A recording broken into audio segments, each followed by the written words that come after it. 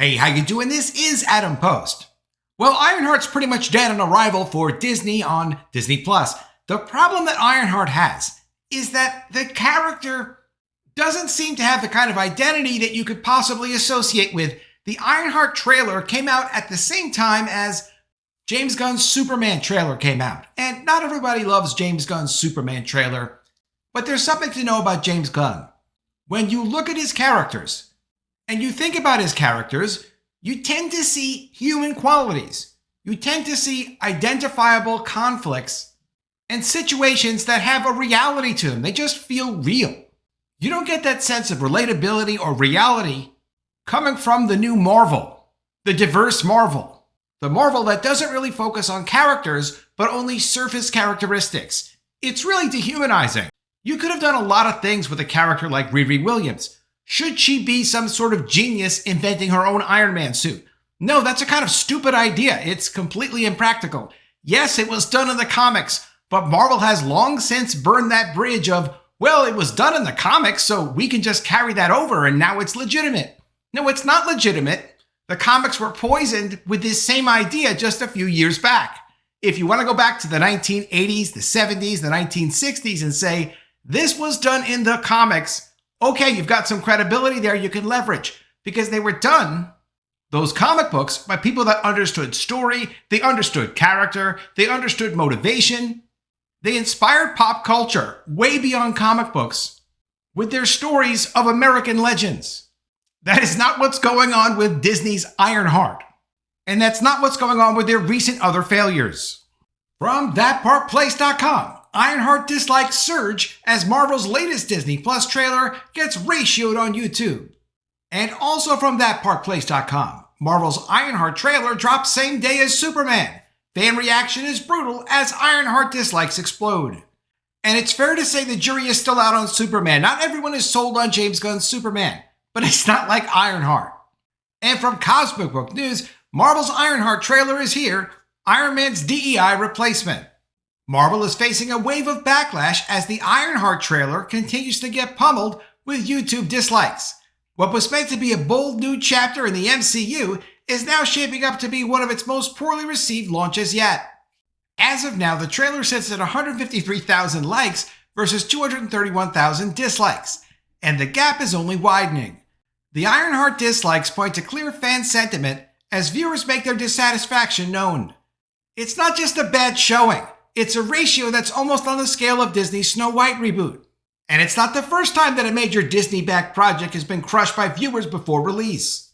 Keep in mind that this was Disney spending a minimum of $25 million per episode to launch Ironheart. That was before reshoots, that was before delays. Who knows how much money they actually spent on making this project? And once they make the decision to make a project like this, they could always take it back and say, you know something, we're going to change our mind on this one. We're going to go in a different direction. Maybe they were afraid of Ryan Coogler, who is the executive producer of this show. Maybe they just figured we need to release this to show people we're committed to this idea, except if fans really don't like it. And then if they don't like it, there's no one who can come out and say, you know what, you should have gave it a try. You should have let it come out. There really is no MCU anymore. There's no shared Marvel universe conceptually. You don't get the same feel about Marvel's projects. Thunderbolts was actually well reviewed. People liked the Thunderbolts movie, but there just wasn't enough there to keep people interested. Fantastic Four is coming out, but since they had to create a female version of the Silver Surfer that makes her look like a hood ornament, the fan reception to that is expected to not be good. Disney really managed to take something that was great and reinvent it into something that was terrible, that nobody wanted, that followed no normal storytelling rules. And this lack of respect for what the brand was, what the characters were, what the storytelling traditions were of Marvel, not just the storytelling traditions of it being the same characters. You can change characters, but you have to do it like in a careful way with respect to what's come before. That's what's lacking here. There's no connection to what was before. And that's okay if you have some new market of people that they kept saying they had. All of these people that were going to come watch the Marvels. All of these people that are just waiting to see Ironheart.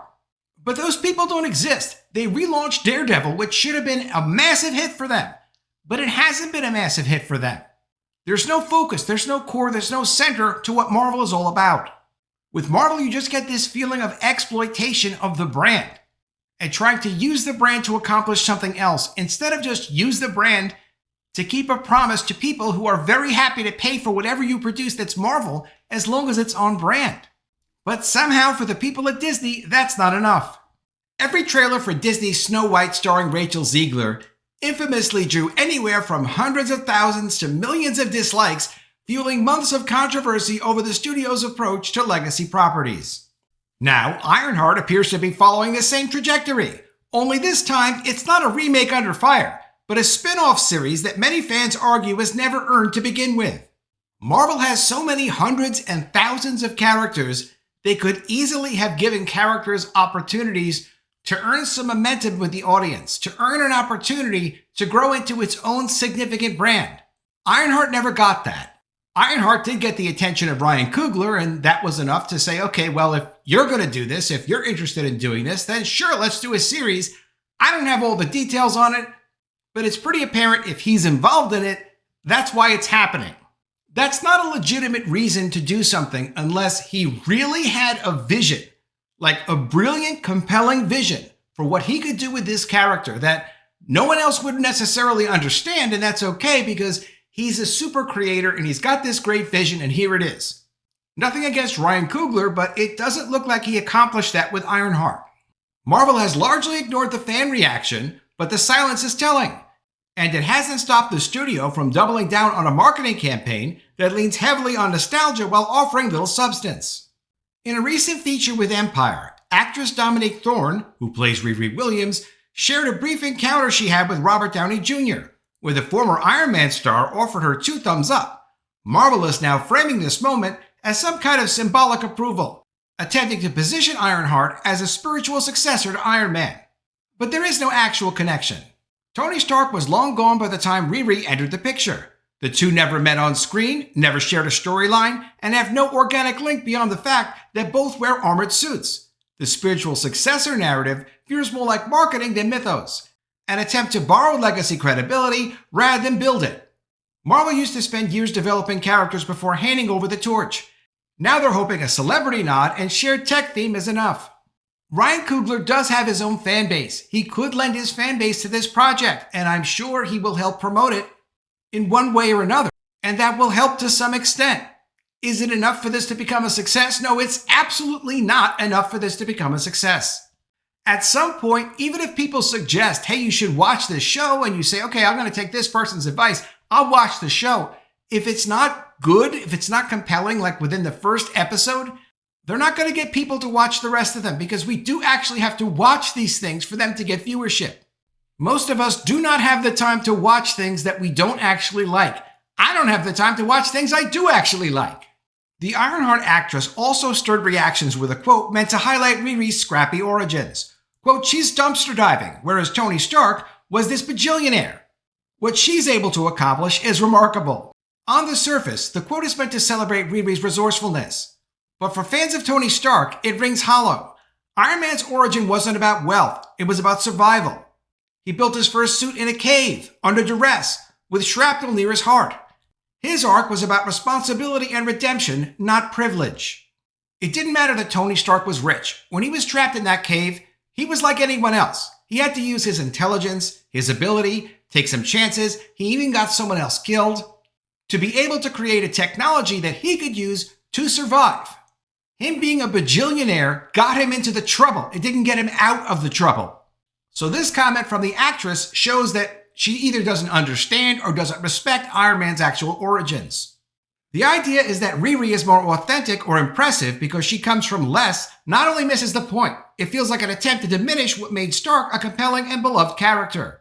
This kind of framing, elevating new heroes by subtly undercutting legacy ones, is becoming a trend at Marvel, and it's not going over very well with the fans. The Ironheart backlash isn't just about tone, legacy, or character comparisons. It's also about strategy. Get this, Marvel would release 3 of the 6 episodes on premiere day, a tactic many believe is meant to artificially boost minutes watched and then stem a potential ratings collapse.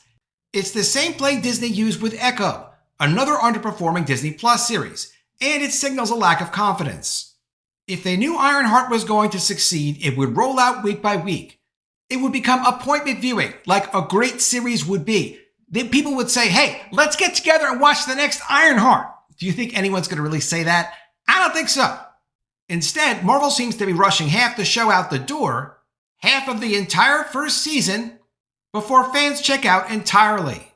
The surge in Ironheart dislikes is more than just online noise. It's a clear message from audiences who feel like they're being sold a product, not a story. The attempt to wrap Riri Williams in Tony Stark's shadow, inflate hype with empty symbolism, and ignore genuine fan feedback is exactly why trust in Marvel has eroded. Ironheart was supposed to represent the next generation of Marvel heroes, but if this trailer is any indication, it may represent something else entirely. This is definitely not the next generation of heroes. And by an incredible coincidence, the Ironheart trailer came out a few hours before the Superman trailer, so people had something to compare it to. From that Park Place, Marvel's Ironheart trailer drops the same day as Superman. Fan reactions are brutal as Ironheart dislikes explode. In what may go down as one of the most unfortunate scheduling blunders in recent superhero marketing, Marvel Studios released the trailer for Ironheart, a show that has already faced major delays and skepticism.